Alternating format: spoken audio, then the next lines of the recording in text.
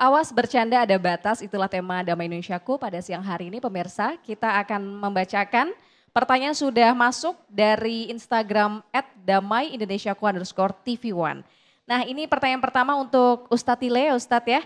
Ini dari @irwansyahahmad897. Pertanyaannya adalah bagaimana cara kita membuat batas diri kepada orang di saat giliran dibercandain balik, dia itu malah baper Ustadz atau nggak terima. Mohon penjelasannya karena di setiap pertemanan atau di lingkungan seseorang pasti ada orang yang seperti itu Ustadz.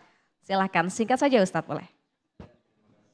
Irwansyah. Ya, Irwansyah Ahmad. Ahmad, Masya Allah pertanyaannya bagaimana cara membatasi daripada teman yang baper kalau dibecandain. Teman yang selalu mengambil hati. Dibecandain, dia mengajak bercanda tapi nggak mau dibecandain, begitu kira-kira.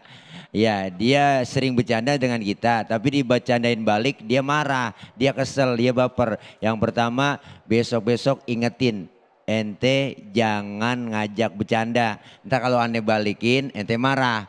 Ente. Yang kedua, jangan pernah ngajak bercanda lagi ke dia yang nggak mau diajak bercanda. Gitu, ditandain ada teman-teman yang enak. Kan kita dalam lingkungan sering begini Bu, kita lagi ngobrol seru Bang, ngobrol seru nih ya enggak dengan teman-teman. Ada teman yang rasanya suasana jadi enak dalam ngobrol ketika dia tidak ada. Dicari tuh, mana teman kita ya si Anu. Biasanya kalau dia rame nih, satu. Ada yang kedua, teman modelnya lain lagi. Ya enggak, kita lagi kumpul, lagi seru-seru, lagi tawa-tawa, lagi bercanda, lagi rame dan ngeriung. Datang dia jadi sepi. Wah, dia datang, habis dah nih, ya makanan dah. Ya, nah, ada yang model seperti itu. Makanya macam-macam dalam komunitas itu. Makanya ketika nggak mau dibecandain, jangan mula-mula lu bercanda gitu loh. Ya, jangan pernah mula-mulain bercanda kalau nggak dibecandain balik. Jadi batasi candaannya dengan orang yang model seperti itu dan juga besok-besok jangan bercanda sama dia. Gitu aja barangkali. Batasnya itu ya justru iya, ya gitu Ustadz aja. Tile ya. Baik, terima kasih Ustadz. Selanjutnya ini ada dari @bahrul35296. Pertanyaannya adalah bagaimana cara agar kita tidak bercanda dengan kata-kata kasar dalam Islam. Akan dijawab oleh Ustadz Fahmi. Ya, terima kasih Mas Bahrul. Pertanyaannya baik sekali. Jadi orang bercanda dengan kata-kata yang kasar ini tentu saja sangat bertolak belakang ya dengan tujuan canda dalam Islam itu.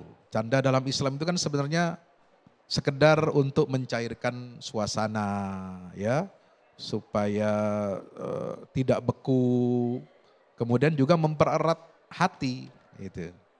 Nah, candaan-candaan yang kita lakukan kalaupun perlu ya harus sesuai dengan tujuan itu. Ya, tidak boleh gunakan kata-kata yang kasar. Kenapa? Karena kata yang kasar itu kan nanti bisa menyakiti hati. Nah, makanya kita setiap bercanda itu kita harus menghitung-hitung ya. Jangan sampai kita menggunakan kata-kata yang kasar supaya apa? Orang kita tunjuk-tunjuk padahal tujuannya apa? Untuk bercanda ya. Nah, tujuannya untuk menarik perhatian orang, akhirnya orang banyak ketawa. Nah, orang yang lain terhibur, tetapi bagi orang yang kita tunjuk-tunjuk dengan kata yang kasar itu tentu dia akan sakit hati. Ya, mungkin dia setelah itu bisa memaafkan ya.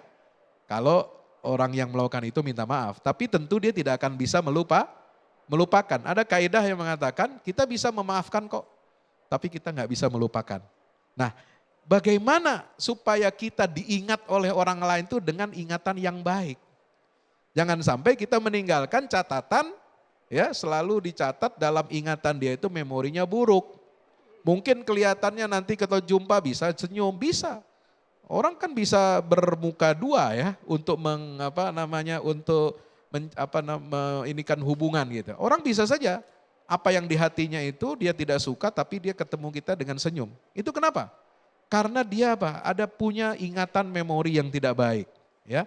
Karena ada kata-kata kasar, kita tidak ingin apa yang di hati itu tidak keluar di wajah, apa yang di wajah kita tampilkan tidak sesuai dengan apa yang ada di dalam hati kita. Maka itu jauhi kata-kata kasar, ya, kata-kata yang menyinggung perasaan orang, tujuannya malah untuk membuat orang banyak itu tertawa. Wallahu a'lam. Masya Allah, bercanda memang boleh ya Ustadz, bahkan bisa menjadi ibadah jika membawa kebahagiaan, namun jangan sampai tawa kita lahir dari luka orang lain, karena dalam Islam bercanda itu ada batasnya, Masya Allah. Dan pemirsa, itu dia tadi kajian Damai Indonesiaku untuk hari ini. Terima kasih sekali atas kebersamaan Anda di Damai Indonesiaku TV One yang dipersembahkan oleh Wadimor, tentu sarung kita, dan didukung oleh Luwak Tarik Malaka. Wabillahi taufik wal hidayah, wassalamualaikum warahmatullahi wabarakatuh.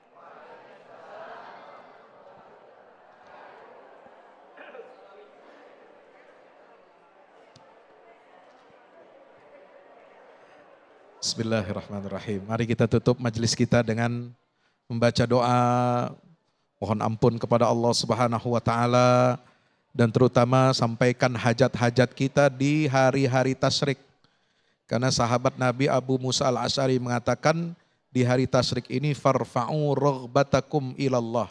Tinggikan dan langitkan harapanmu kepada Allah karena di hari tasyrik ini doa itu tidak akan pernah ditolak oleh Allah. Alhamdulillahirabbil alamin. Allahumma salli wa sallim ala sayyidina Muhammadin wa ala alihi wa sahbihi ajma'in. Allahumma taqabbal minna innaka antas samiul alim wa tub alaina innaka antat tawwabur rahim. Allahumma anfa'na bima 'allamtana wa 'allimna ma yanfa'una. Allahumma ati nufusana taqwaha wa zakkiha anta khairu man zakkaha fa innaka rabbana anta waliyuha wa maulaha. Ya Allah, ya Tuhan kami, terimalah semua amal ibadah kami. Terimalah kurban-kurban kami. Terimalah amaliyah manasik saudara-saudara kami yang melaksanakan ibadah haji tahun ini, ya Allah.